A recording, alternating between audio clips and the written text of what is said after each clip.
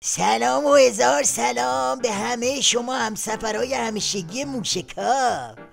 آقا امشب از کشف تازه کیهان شریعت نداری شروع میکنیم.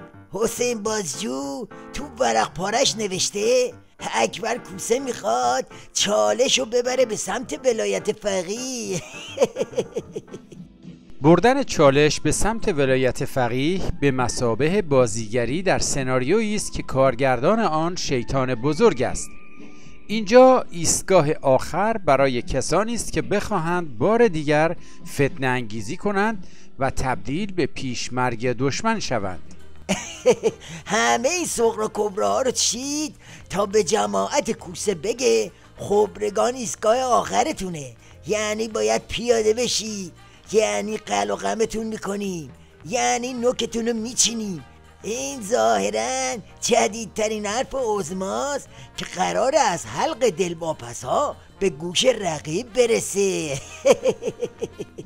یه زمانی میان شورایی رو مطرح میکنن. خب این شورا که خلاف نص قانون اساسی، پشت سر این حرفا چیزای دیگه انسان احساس میکنه. یه حرکت‌های بوداری را مثلا علامه تراشی میکنن در حوزه‌های علمیه. حالا واقعا شما تشخیص دهنده علامه هستید. اینها خندیدن به شعور مردمه. منظورش از علامه تراشی حرف کوسه در مورد حسن خمینیه، یعنی تلویحاً داره به نوه امامش هم میتوپه.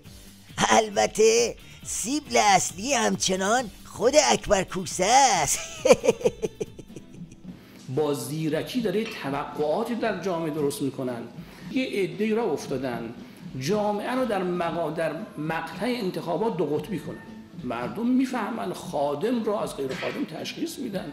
بله، بعضی هم تو مجلس بهوش پیدا شدن که ساندویچ بازی رو کنار گذاشتن و همچی به شیوه بیرو درباسی خود اکبر کوسه رو خطاب قرار دادن و خلاصه رفتن براش.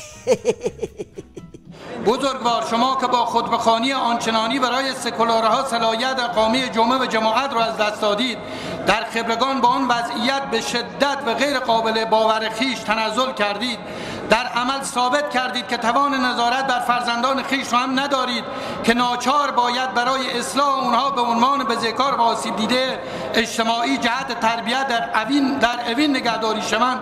بهتر است ملاحظه کنید و تیر خلاص به تتمه اعتبار خود نزنید. بله، تهدیدات همچنان ادامه داره. خامنه با شورای نگهبان و پاسدارا میخواد هر طور شده رفسنجانی رو کاردی کنه و از قطار نظام بندازتش پایین. اما حالا بشنوید از جماعت اعتدالی و خط نشون کشیدناشون واسه دلواپسا. دلواپسان برای اسفند 94 نقشه های بسیاری دارند که کم کم با نزدیک شدن به روز انتخابات از آنها رونمایی خواهد شد. آنها بهتر از هر کس دیگری می‌دانند که اسفند 94 آخرین مهلتشان برای حضور در صحنه سیاسی کشور است. اونا میگن ایستگاه آخر، اینا میگن آخرین مهلت.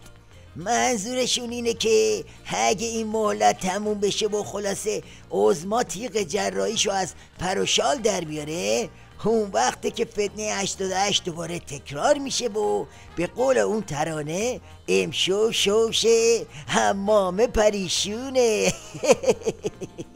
امیدوارم در آن طرف هم عقلانیتی حاکم شود که فضای خوب و امن حاضر را به جهت خیالات واهی ناامن نکنند و بگذارند هرچه مردم میخواهند اتفاق بیفتد.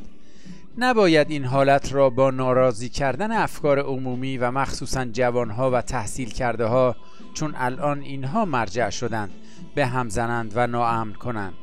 مسئولان نظارت هم این را درک می کنند و می دانند. خرمردرند که میگن اینا واسه ترسوندن خامنه طوری با برگ قیام بازی میکنه که انگار نه انگار خودش شریک همه جرم و جنایت های این رژیمه. بگذاریم از این که هینا همش دو دوز بازی ها خوندیه. خود شیخ اکبر بهتر از همه میدونه که تو آتیش قیام خودش و خامنه با هم میسوزن. در هر حال این بزنای باندی روز به روز نظام ولایت رو ضعیفتر و آشلاشتر میکنه. اما کار اصلی کار خودمونه رفقا.